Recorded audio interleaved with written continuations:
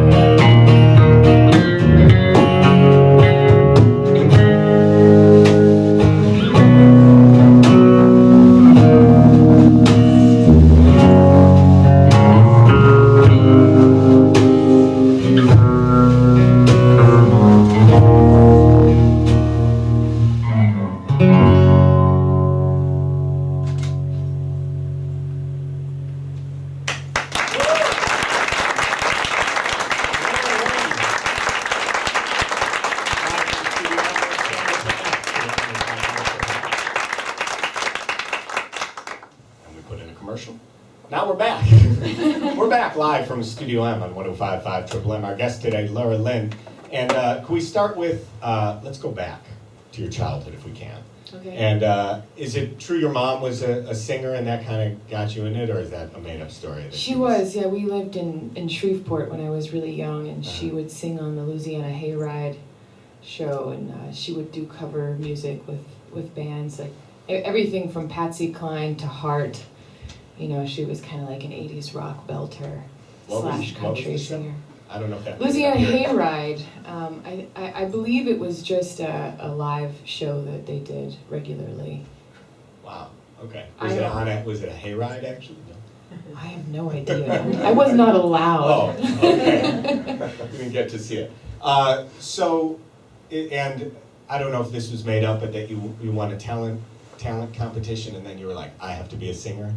Is that... Well, I always sang, but I think winning the talent show as a freshman in high school gave me a little light bulb. Like, oh, I think they paid me $100 or something for winning, and I was like, oh, right. What did you I was disillusioned. What did I sing? Oh God, probably you gotta go. Come on. Like a Jewel song or something.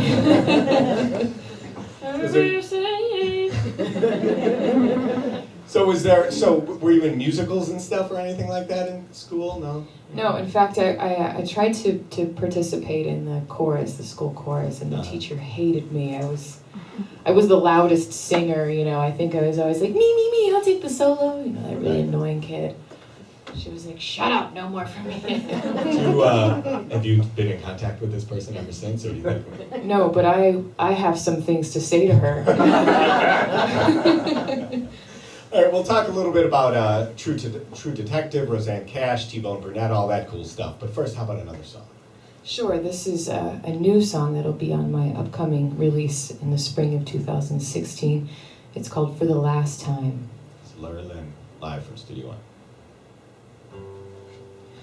In a room about this size, she came to life. They didn't have the same machines they do tonight. It's a rough road on the way in. If you make it, you'll be back again. To travel that way, reverse, Father, forgive my sins. Let me in.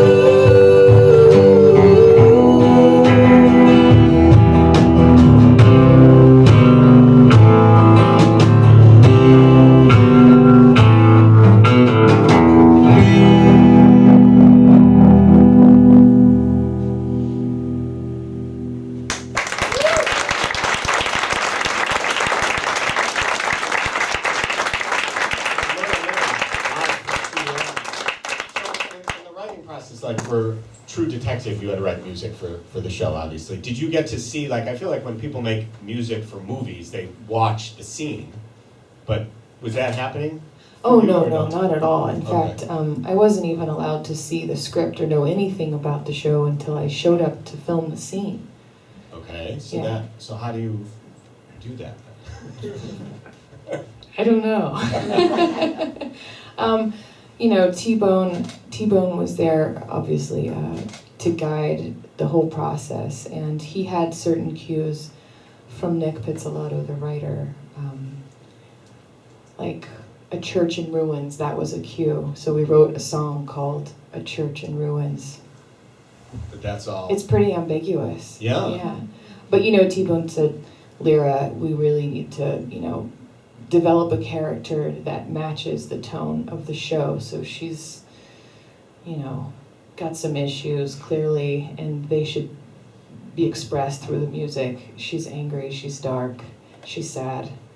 Yeah, and that's where the dirt makeup comes in, right? Did they kind of... Right. Well, I remember when T-Bone introduced me, he played some of the music that we worked on for Nick, just to see if we were headed in the right direction. And he said, yeah, I like this. And T-Bone said, well, what do you think about Lera as the girl singing the songs? And he looked at me, and I was like wearing, you know, a dress or something. I think I looked nice that day. It was an important day. And he was like, well, we're going to have to give her a third eye or something. How are we going to make her fit into the show? And I was like, oh, God. But so they just went with a kind of junky feel instead of a third eye, I guess. I should count my blessings there. Yeah. So have you done a lot of acting before, any kind of acting? No, none whatsoever.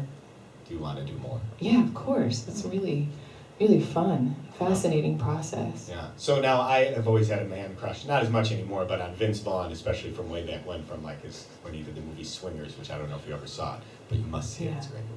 So, did you really get to work with those guys that much, or like? I did. Yeah, we spent, you know, like 8 hours or something filming some of those Make up scenes. a good story right now for me. Tell me something. The stories are in fact so good I can't tell you. Really? I've signed so many documents, Right. you wouldn't believe. All right. No, but they're so nice.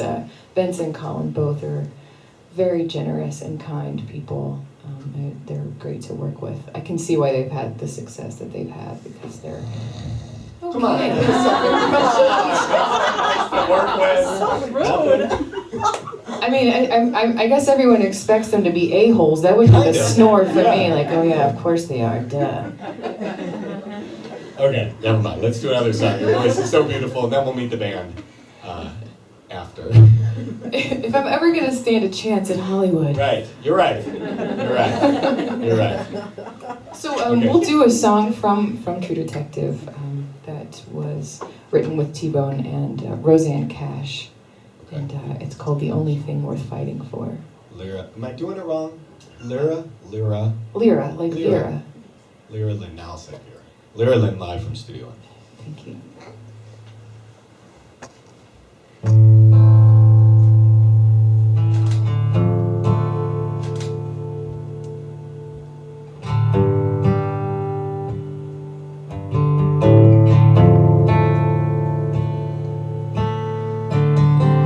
Waking up is harder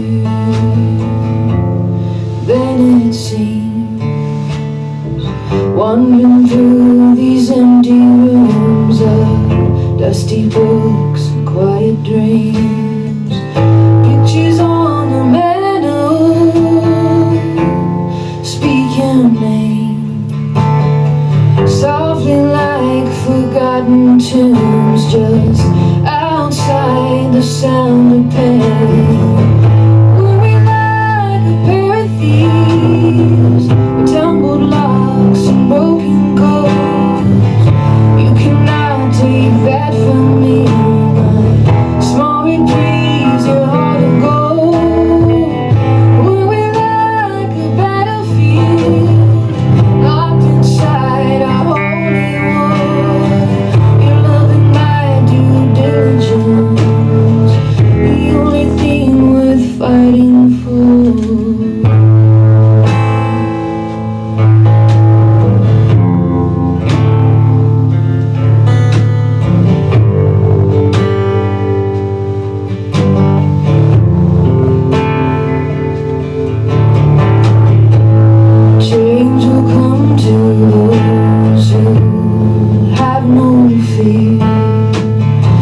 but I'm not her, you never were. The kind you kept overnight. What I said was never what I meant. Now you'll see my world in flames, my shadow songs, my deep regret. Were we like a pair of thieves, tumbled locks and broken codes? You cannot take that from me. My small victories, your heart of gold. Were we like a battlefield, locked inside a holy war? Your love and my due diligence, the only thing worth fighting for. The only thing worth fighting for.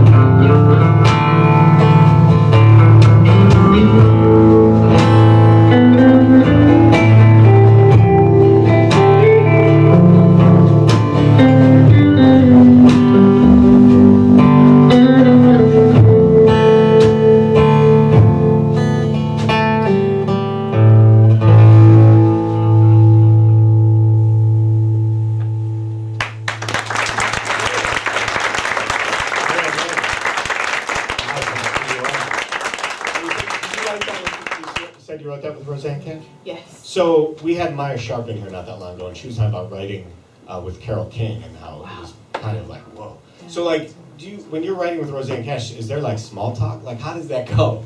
No, in fact, I didn't even meet her. Oh. I met her after No. we did all this stuff. Yeah, it was Oh, all you were, it was like, all remote. writing She sent the by- yeah. lyrics and I put some music to it. Oh. Yeah. Oh. You gotta make a better story than that too. Like, you hung out. Hey, you know what? I suck. I'm boring. What can I say? All right, let's meet the band. Can we meet the Yes, band? please. Okay. This is Robert Daniel Hanley, the fourth from Atlanta, Georgia, playing bass. Thomas Manning Perkinson, the first, playing drums. And Bennett Dean Lewis, playing baritone guitar.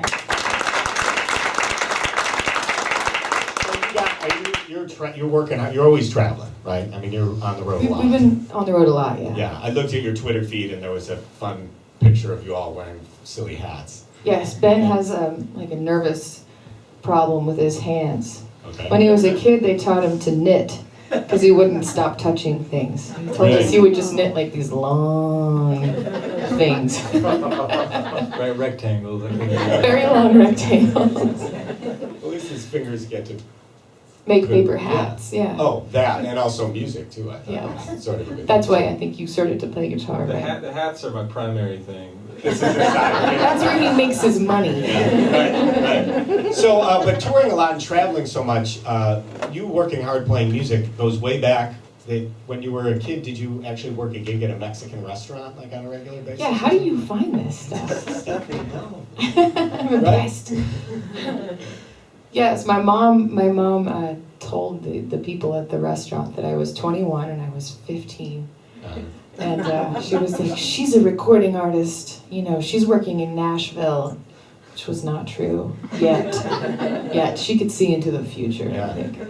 And I remember when we went to meet with them, the guy was really nice and he brought us these huge margaritas and I was like, yeah, go mom. And she was like, drink it so they believe you're 21. And I was like, yeah. So then that was a gig? You would play at a Mexican It restaurant? was a weekly gig, yeah, 3 hours a week. And I would do the same songs every time. I really did not deserve that gig. So did the staff, maybe they were getting sick of it, but I'm sure the customers loved it.